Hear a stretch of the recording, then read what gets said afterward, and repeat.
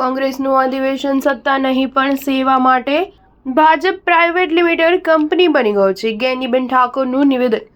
ગાંધીજીની કોંગ્રેસના અધ્યક્ષ તરીકેની ચૂંટણીને 100 વર્ષ પૂર્ણ થવા પર કોંગ્રેસે તેમની જન્મભૂમિ ગુજરાતમાં સાબરમતી નદીના કિનારે 2 દિવસ માટે રાષ્ટ્રીય અધિવેશનનું આયોજન કરવામાં આવ્યું છે, જેમાં પ્રથમ દિવસે ભાગ લેવા માટે કોંગ્રેસ અધ્યક્ષ ખડગે, વિપક્ષ નેતા રાહુલ ગાંધી, સોનિયા ગાંધી, પ્રિયંકા ગાંધી હાજર રહ્યા હતા. આજે રાષ્ટ્રીય અધિવેશનનો બીજો દિવસ છે. આજના અધિવેશનમાં ગુજરાત કોંગ્રેસને લઈ મહત્વનો નિર્ણય થઈ શકે છે. અધિવેશન પહેલા કોંગ્રેસના ફાયર બ્રાન્ડ નેતા અને સાંસદ જ્ઞાનીબેન ઠાકોરે જણાવ્યું હતું કે 64 વર્ષ બાદ ગુજરાતમાં અધિવેશનનું આયોજન થઈ રહ્યું છે, ત્યારે અમારું શીર્ષ નેતૃત્વ ગુજરાત પધારશે. આ અધિવેશનના માધ્યમથી અનેક ઠરાવો થવાના છે અને ઠરાવોના માધ્યમથી કોંગ્રેસના લોકો છેવાડાના માણસ સુધી જશે. કોંગ્રેસની જે ગાંધી વિચારધારા છે તે લોકો સુધી પહોંચે અને આગામી સમયમાં લોકોની સુખાકારીમાં અગ્રેસર રહીશું. જ્ઞાનીબેન ઠાકોર સોનિયા ગાંધીનો આભાર માન્યો હતો અને કહ્યું કે આગામી દિવસોમાં જે પ્રસ્તાવ મૂક્યો છે તેને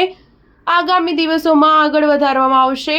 ભલે હાલ કોંગ્રેસ સત્તામાં ન હોય, પરંતુ અમે કામ કરીશું અને 2027માં ગુજરાતમાં કોંગ્રેસ જીતશે.